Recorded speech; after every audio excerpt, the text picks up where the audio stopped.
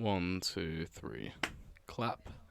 Hey everybody, it's your favourite person in the world, RevPro, back at you once again for RevPro Weekly.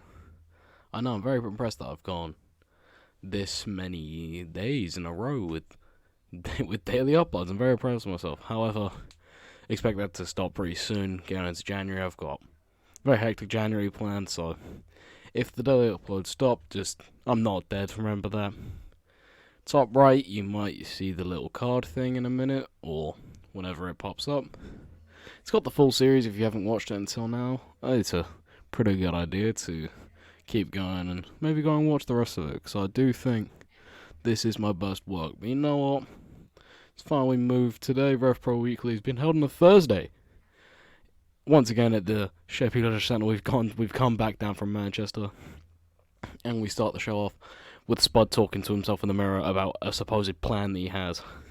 This is Spud, beanie, sunglasses, and leather jacket in hand, ready to psyching himself up in the mirror, ready to go and speak to the big man in the big office about a potential plan for the future.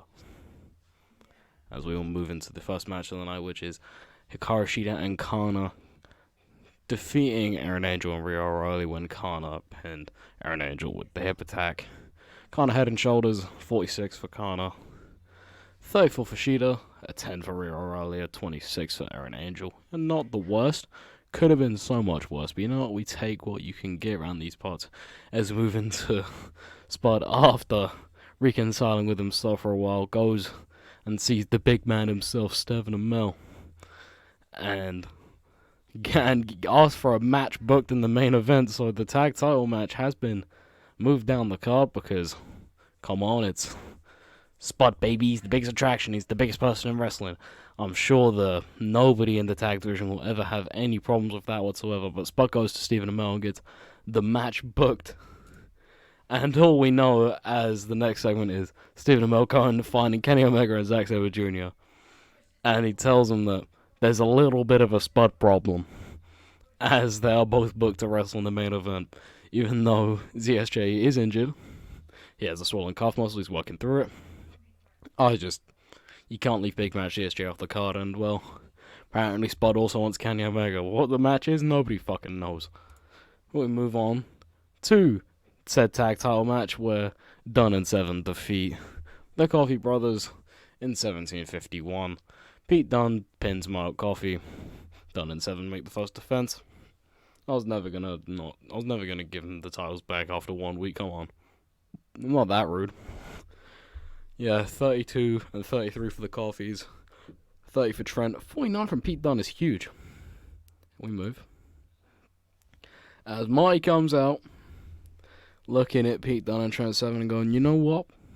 Yeah, looks like a good idea. We should form an alliance.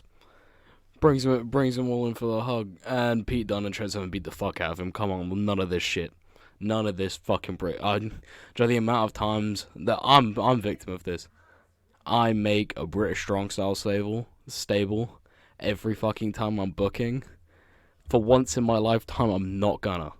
I saw the opportunity. Not happening. Fuck that shit. We move into Spud Finder.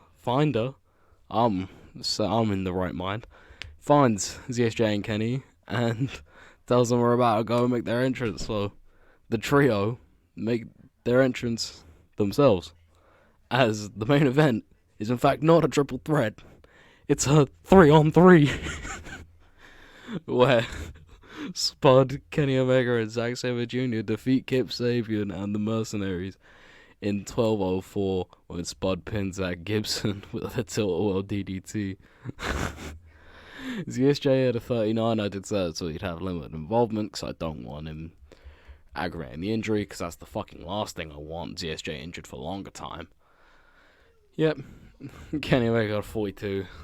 Spud with a 56. He's head and shoulders. My fucking god. Gibson with a 28. Wolfgang with a 39. Kip with a 21 in his debut match. Maybe? I can't remember if it's his debut match or not.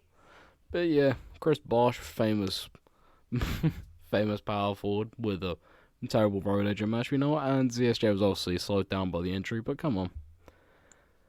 Yeah, the start of the match was horrible. Again, I sacrificed the match rating for Zack Sabre Jr.'s leg. He's only a 24-day injury, so I think I'm doing the maths right. We'll have him back for the pay-per-view. Maybe. It's called March Madness. I can't remember if it's March Madness or March something else, but I know it's maybe March Mayhem actually. RPW March Mayhem is going to be the final episode of this month, so be grateful of my phenomenal naming, please. I'm joking, obviously, please do not feel my ego. But that will end the show on a 33. As the show itself gets a 33. Again, not really as many huge, absolutely massive segments this week like there usually is with Spud or ZSJ just doing entertainment shit. Not as many of those, but you know what? You gotta take what you can get. A 33 in this climate's not bad. And the 33 in the main event, considering the limited involvement, is actually really good. I really do think. Yeah, I thought that was a good show. And I'm pretty sure next week will also be on a Thursday, if I'm not wrong. Obviously, the only person who couldn't be here tonight was Tommy End, which is so annoying because I was going to put him in I was going to have a match between him and Spud, but instead, he wasn't available to be booked on any of the weeks. On any day of the week, he wasn't available to be booked without, it was either I chose between Tommy End or Zack Sabre Jr., and I preferred having Zack Sabre Jr. in instead of Tommy End. Even though the injury, but I don't know, man, you gotta take what you can get. But that will end the episode of RPW Weekly. I'm waffling again, I can't remember what I was gonna say. Come to me eventually. Of course, remember it now. Yep, thank you very much. Thank you lads for watching. I'll catch you later lads in a bit, innit.